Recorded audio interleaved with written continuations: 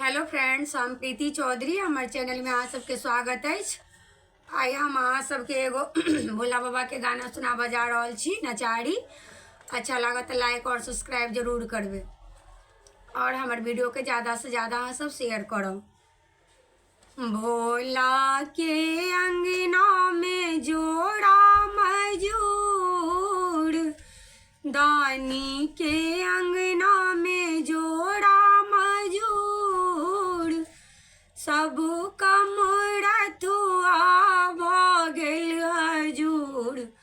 बम भोले बाबा मोर मनो कामना पूरा कर। बम भोले बाबा मोर मनोकामना पूरा करू।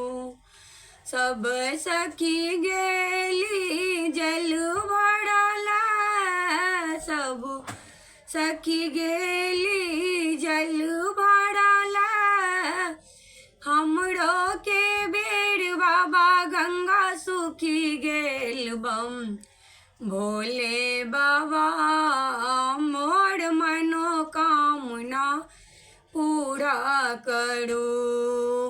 बम भोले बाबा मोर मनोकामना पूरा करू।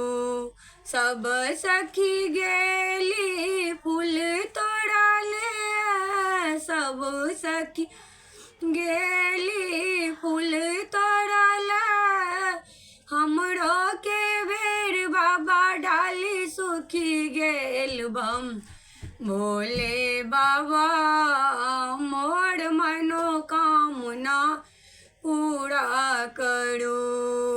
भोला के अंगना में जोड़ा मजूर, सब कम रथुआ भगल हजूर। बम भोले बाबा मोर मनोकामना पूरा करू।